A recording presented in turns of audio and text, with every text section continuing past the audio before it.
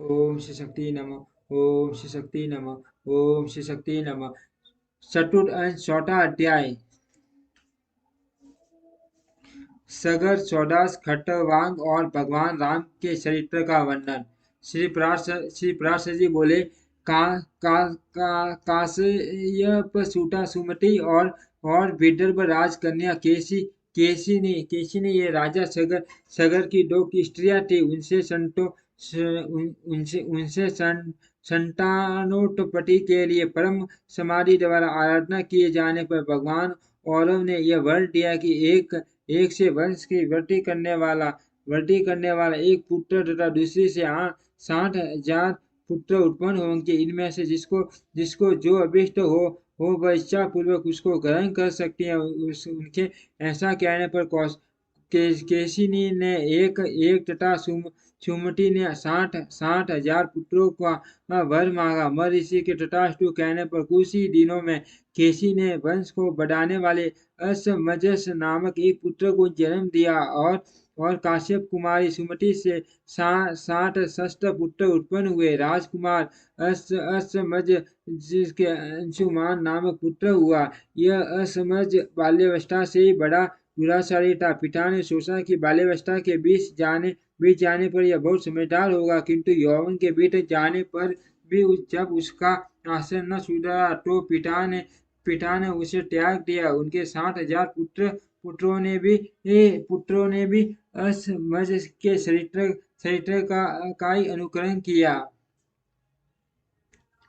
तब असमंजस के चरित्र का अनुकरण करने वाले उन सगर पुत्रों द्वारा संसार में यज्ञादि सन्मार्ग का उच्छेद हो जाने पर सकल विद्या निदान अशेष दोषहीन भगवान पुरुषोत्तम के अंश पुत्र श्री कपिल देव से देवताओं ने प्रणाम करने के अनंतर उनके विषय में कहा, भगवान राजा सगर के ये सभी पुत्र असमंजस के चरित्र का ही अनुसरण कर रहे हैं। इन सबके असन मार्ग में पर्वत रहने से संसार की क्या दशा होगी। प्रभु, संसार में ऋण जनों की रक्षा के लिए ही आपने यह शरीर ग्रहण किया है। अत इस घोर आपत्ति से संसार की रक्षा कीजिए। ये सुनकर भगवान कपिल ने कहा, ये सब थोड़े ही दिनों में नष्ट हो जाएंगे। इसी समय सगर ने अश्वमेघ यज्ञ आरंभ किया। उसमें उसके पुत्रों द्वारा सुरक्षित घोड़े को कोई व्यक्ति चुराकर पृथ्वी में घुस गया। तब उस घोड़े को खुरों के सीनों का अनुसरण करते हुए उनके पुत्रों में से प्रत्येक ने एक योजन पृथ्वी खोद डाली तथा पाताल में पहुंचकर उन राजकुमारों ने अपने घोड़े को फिरता हुआ देखा। पास ही में मेघा वरई से शतकाल के सूर्य के समान अपने तेज से संपूर्ण दिशाओं को प्रकाशित करते हुए घोड़े को छुड़ाने वाले परम ऋषि कपिल को सिर झुकाए बैठे देखा। तब तो वे दुरात्मा अपने अस्त्र शस्त्रों को उठाकर यह हमारी अपकारी और यज्ञ में विघ्न डालने वाला है, इस घोड़े को छुड़ाने वाले को मारो मारो ऐसा चिल्लाते हुए उनकी ओर दौड़े। तब भगवान कपिल देव के कुछ आंख बदल कर देखते ही वे सब अपने ही शरीर से उत्पन्न हुए अग्नि में जलकर नष्ट हो गए। महाराज सगर को जब मालूम हुआ कि घोड़े का अनुसरण करने वाले उसके समस्त पुत्र मर ऋषि कपिल के तेज से दग्ध हो गए तो उन्होंने असमंजस के पुत्र अंशुमान को घोड़ा ले आने के लिए नियुक्त किया। वह सगर पुत्रों द्वारा खोदे हुए मार्ग से कपिल जी के पास पहुंचा और भक्ति विनम्र होकर उनकी स्तुति की। तब भगवान कपिल ने उसे कहा, बेटा जा इस घोड़े को ले जाकर अपने दादा को दे और तेरी जो इच्छा हो वही वर मांग ले। तेरा पुत्र गंगा जी को स्वर्ग से पृथ्वी पर लाएगा।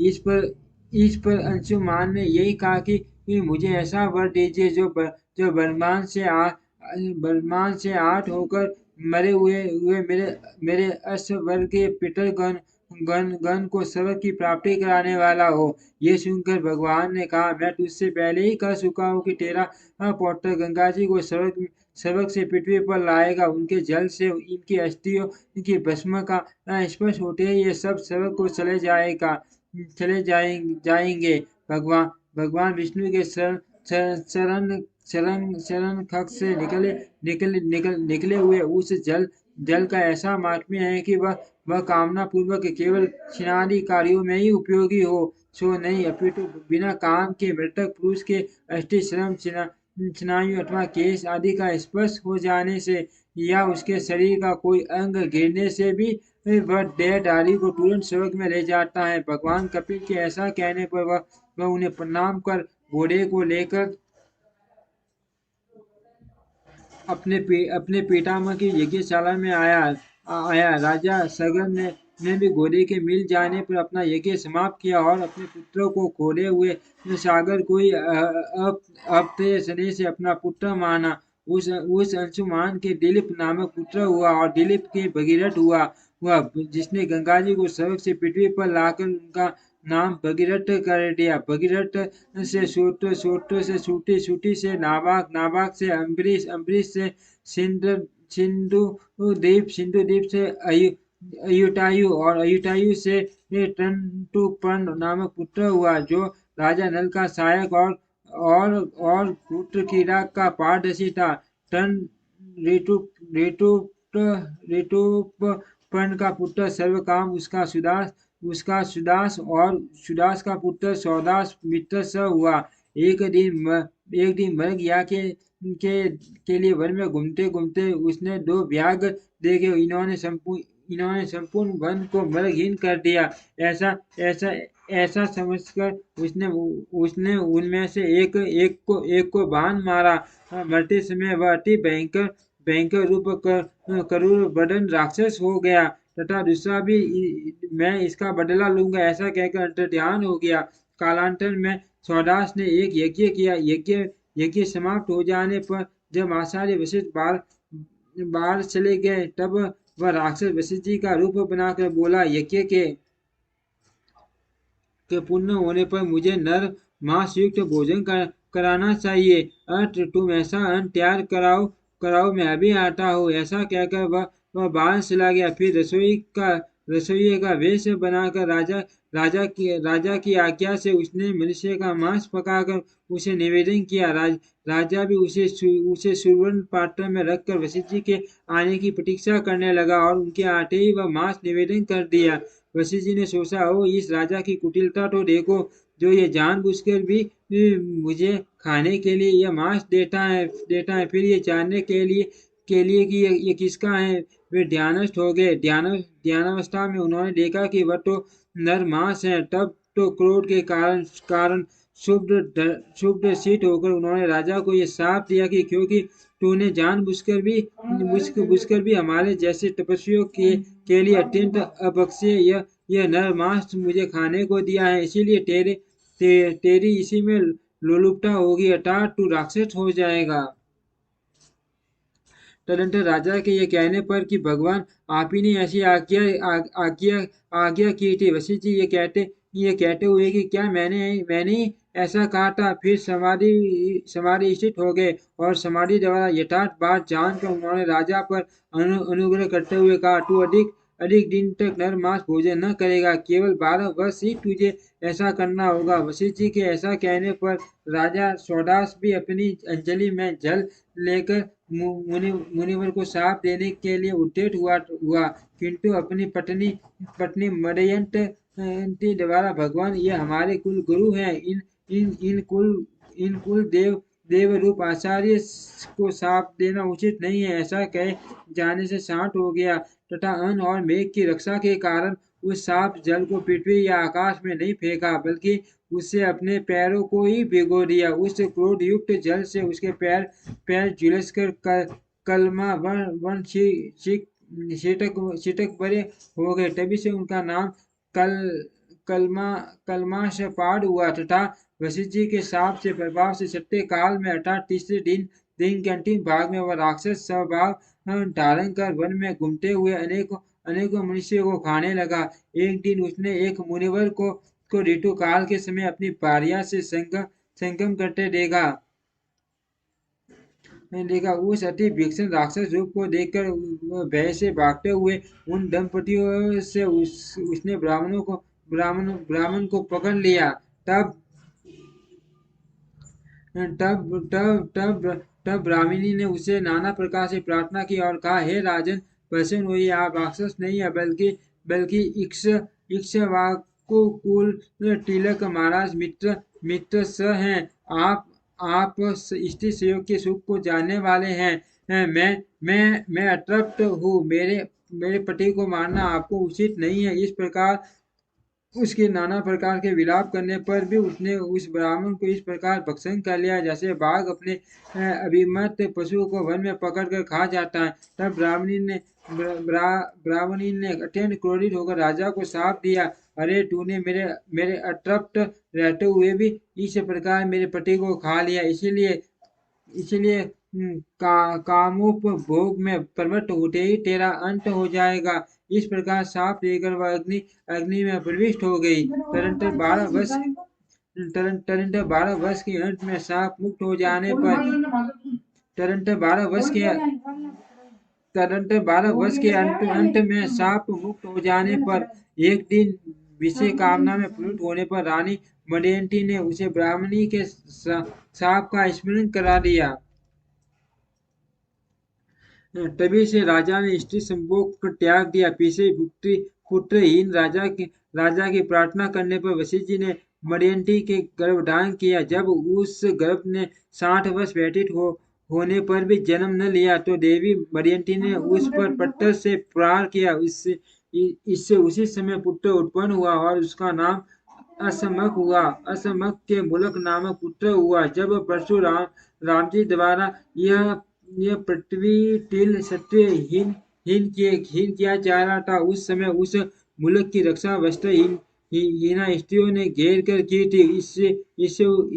इससे उसे नारी कवच भी कहते हैं। मुल्क के दशरथ के इलिविल के विश्व स और विश्व स के खटवांग नामक पुत्र हुआ, जिसने देवासुर संग्राम में देवताओं की प्रार्थना करने पर दैत्यों का वध किया था। इस प्रकार स्वर्ग में देवताओं का प्रिय करने से उनके द्वारा वर मांगने के लिए प्रेरित किए जाने पर उसने कहा, यदि मुझे वर ग्रहण करना ही पड़ेगा तो आप लोग मेरी आयु बतलाइए। तब देवताओं के ये कहने पर कि तुम्हारी आयु केवल एक मुहूर्त और रही है। वह देवताओं के लिए एक अनवरुद्ध गति विमान पर बैठकर बड़ी शीघ्रता से मर्त्य लोक में आया और कहने लगा, यदि मुझे ब्राह्मणों की अपेक्षा कभी अपना आत्मा भी प्रियतर नहीं हुआ, यदि मैंने कभी सर्वधर्म का उल्लंघन नहीं किया और संपूर्ण देव मनुष्य पशु पक्षी और वृक्षादि श्री अच्युत के अतिरिक्त मेरी अन्य दृष्टि नहीं हुई, तो मैं निर्विघ्नता पूर्वक उन मुनिजन वंदित प्रभु को प्राप्त हो। ऐसा कहते हुए राजा खटवांग ने संपूर्ण देवताओं के गुरु अकटनीय स्वरूप सतमात्रा से शरीर परमात्मा भगवान वासुदेव में अपना शीट लगा दिया और उन्हीं में लीन हो गए। इस विषय में भी पूर्व काल में सप्त ऋषियों द्वारा कहा हुआ श्लोक सुना जाता है। उसमें कहा, खटवांग के समान पृथ्वी तल में अन्य कोई भी राजा न होगा, जिसने एक मुहूर्त मात्र जीवन के रहते ही स्वर्ग लोक के भूमंडल में आकर अपनी बुद्धिमत्ता तीनों लोकों को सत्य स्वरूप भगवान वासुदेव देव में देखा। खटवांग से दीर्घबाहु नाम पुत्र हुआ। दीर्घबाहु रघु से अज और अज से दशरथ ने जन्म लिया। दशरथ जी के भगवान कमलनाभ जगत की स्थिति के लिए अपने अंशों से राम लक्ष्मण भरत और शत्रुघ्न इन 4 रूपों से पुत्र भाव को प्राप्त हुए। राम जी ने बाल्यावस्था में ही विश्वामित्र जी की यज्ञ रक्षा के लिए जाते हुए मार्ग में टाटका राक्षसी को मारा। फिर यज्ञशाला में पहुंचकर मारिच को बाण रूपी वायु से आट कर समुद्र में फेंक दिया और सुबाहु को आदि राक्षसों को नष्ट कर डाला। उन्होंने अपने दर्शन मात्र से अहिल्या को निष्पाप किया। जनक जी के राजभवन में बिना श्रम ही महादेव जी का धनुष तोड़ा और पुरुषार्थ से ही प्राप्त होने वाली अयोनिजा जनक जनक जनक राज नंदिनी श्री सीता जी को पट्टी रूप से प्राप्त किया और तदंतर संपूर्ण सत्यों को नष्ट करने वाले समस्त है है कुल के लिए अग्नि स्वरूप परशुराम जी के बल वीर्य का गर्व नष्ट किया। फिर पिता के वचन से राज्य राज्य लक्ष्मी को कुछ भी न कीन कर भाई लक्ष्मण और धर्मपत्नी सीता के सहित वन में चले गए। वहां विराट खर दूषण आदि राक्षस तथा कंबंत और बाली का वध किया और समुद्र पुल पुल बांध कर समुद्र संपूर्ण राक्षस कुल का विध्वंस किया तथा रावण द्वारा हरी हुई और उसके वध से और उसके वध से कलंक हीना होने पर भी अग्नि प्रवेश से छूट हुई समस्त देवगणों से प्रशंसित स्वभाव वाली अपनी भार्या जनक राजकन्या सीता को अयोध्या में ले आए। हे मैटे उस समय उनके राज्याभिषेक जैसा मंगल हुआ उसका तो 100 वर्ष में भी वर्णन नहीं किया जा सकता। तथापि संक्षेप से सुनो।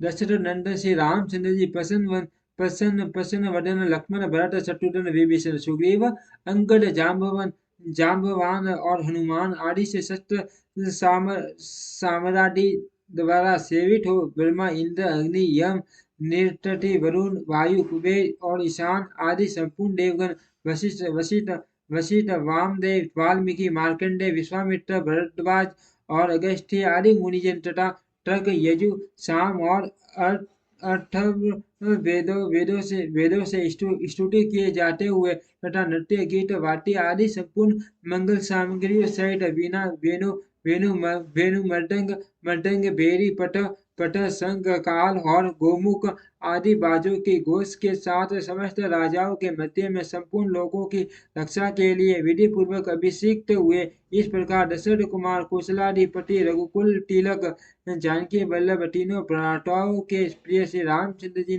ने सिंहासनारूढ़ होकर 11,000 वर्ष राज्य शासन किया।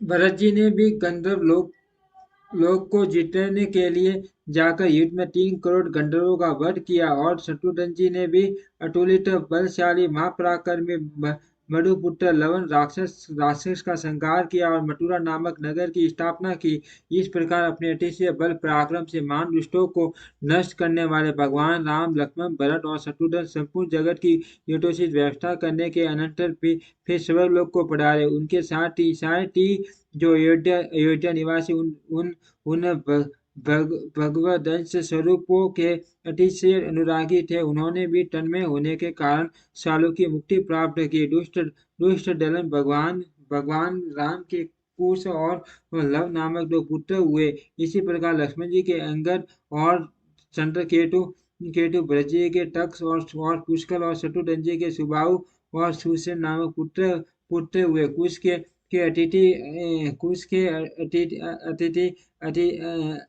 अतिथि के निषद के अनल के नव के पुंडरीक के सेम धन्व के देवानिक के ऐनक के रुरु के परियात्र के देवल के बच्चल के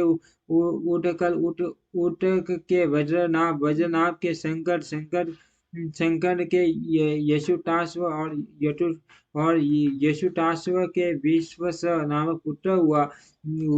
विश्वसय के हिरण्याभ नामक पुत्र हुआ जिसने जैमिनी के शिष्य माँ योगीश्वर याज्ञवल्क्य जी से योग विद्या प्राप्त की थी। हिरण्याभ का पुत्र पुष्य था। उसका ध्रुव संधि का सुदर्शन का अग्निवन का शीघ्र तथा शीघ्र का पुत्र मरु हुआ जो इस समय भी योगाभ्यास में